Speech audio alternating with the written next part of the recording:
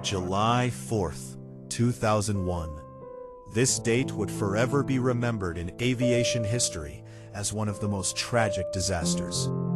A routine passenger flight carrying 145 people was heading toward its destination. For the passengers, it was supposed to be just another journey. Some were traveling to meet family. Some were returning home from work, while others were traveling for personal reasons. None of them had any idea that within a few hours, their lives would come to a heartbreaking end.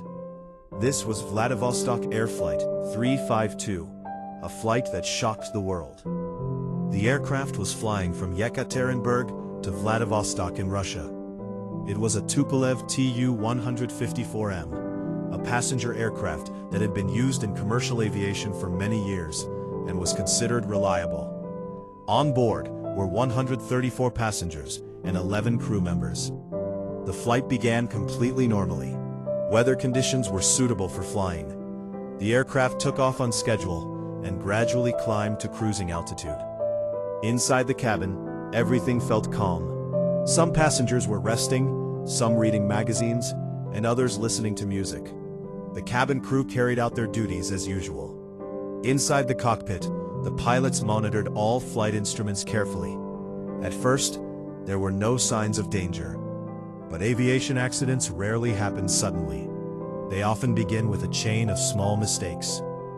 As Flight 352 approached its destination, the descent phase began. Landing is considered one of the most critical phases of any flight, because pilots must manage multiple things at once: speed, altitude, wind direction, runway alignment, and communication all require constant attention. At first, the descent appeared normal, but soon the situation began to change. During approach, the aircraft became unstable.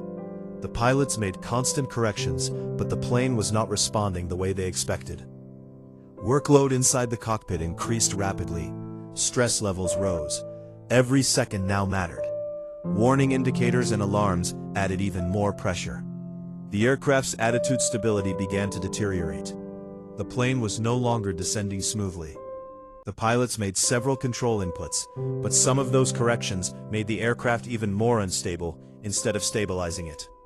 This was the moment the disaster truly began. When cockpit pressure rises, decision-making becomes more difficult. Even experienced pilots can make critical mistakes under extreme stress. That is exactly what happened on Flight 352. The runway was getting closer, but the aircraft was failing to align properly. The pilots desperately tried to stabilize the plane. Suddenly, the aircraft entered a dangerous roll. The plane tilted heavily to one side. The bank angle increased rapidly. The nose position changed. Speed increased. Altitude began dropping quickly. Alarms continued sounding in the cockpit. The pilots attempted recovery, but the aircraft had already entered a dangerous aerodynamic condition. Passengers inside the cabin likely began noticing unusual movements. Sharp turns, rapid descent, and intense vibrations must have caused panic. Some passengers may have gripped their seats tightly, some may have prayed, while others remained frozen in shock. The aircraft continued falling rapidly. The pilots fought with all their strength to regain control. But in aviation, one factor becomes critical in emergencies: altitude. Experts often say, altitude is life. If an aircraft becomes unstable without enough altitude for recovery, survival becomes extremely difficult. That is exactly what happened to Flight 352. The aircraft entered a steep roll. It descended rapidly. The ground rushed closer. The pilots now had very little time left. Every second mattered.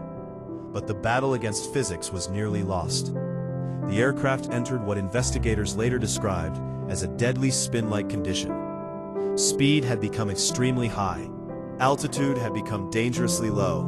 And then, the moment came that ended everything. The aircraft slammed into the ground with terrifying force. The crash was so violent that the aircraft was destroyed almost instantly. The impact was so severe that there was no chance of survival. All 145 people on board lost their lives. A normal journey had turned into a mass tragedy within seconds. Rescue teams rushed toward the crash site immediately. Emergency responders arrived as quickly as possible, but the destruction was so severe that no rescue was possible. Debris was scattered across the crash area. Everywhere there was devastation. When families and relatives received the news, shock and grief spread everywhere. Some lost children, some lost parents, some lost spouses. This was not just a plane crash, it was the destruction of 145 families' worlds. After the crash, investigators immediately launched an investigation. The biggest question was simple yet terrifying. What exactly went wrong? Was there a technical fault? Did the engines fail? Was there some unexpected mechanical malfunction? To find answers, investigators recovered the black boxes from the crash site. These included the flight data recorder and cockpit voice recorder. These devices store critical information from a flight's final moments. Investigators analyzed aircraft systems, maintenance records, weather conditions, and pilot actions in detail. Initially, many experts suspected a technical failure. Some believed there may have been a control system malfunction. Others suspected engine issues. But as the investigation progressed, a different truth began to emerge. Evidence showed that the aircraft's major systems were largely functional before impact. The engines were operating. No catastrophic hydraulic failure was found that could directly explain the crash. This shifted investigators' focus away from mechanical failure and toward human factors. The question became, what happened inside the cockpit during those final minutes that turned a routine flight into disaster? Cockpit voice recordings and flight data revealed a shocking picture. During the landing approach, the pilots were under extremely high workload. The aircraft had already entered an unstable approach. The pilots continued making corrections, but some control inputs made the aircraft increasingly unstable. This became the critical chain that led to disaster. The investigation concluded that the primary cause of the crash was pilot handling errors. Under intense pressure and stress, the aircraft was handled incorrectly, pushing it into a dangerous attitude. Aviation experts explain that during emergencies, the human brain can become overloaded. This is known as cognitive overload. When too many decisions must be made in too little time, even highly experienced professionals can make mistakes. Flight 352 became a tragic example of this reality. This disaster was not only a story of machinery, it was also a story of human limitations. The pilots were trained and experienced, but extreme pressure affected their judgment. This is one of aviation's harshest truths. Air travel remains one of the safest forms of transportation, but when errors happen, the consequences can be enormous. Flight 352 taught the aviation industry several critical lessons. The first major lesson involved recognizing unstable approaches early and making timely go-around decisions. A go-around means aborting the landing attempt and trying again. Many aviation experts believe that if an earlier go-around had been initiated, the tragedy might have been avoided.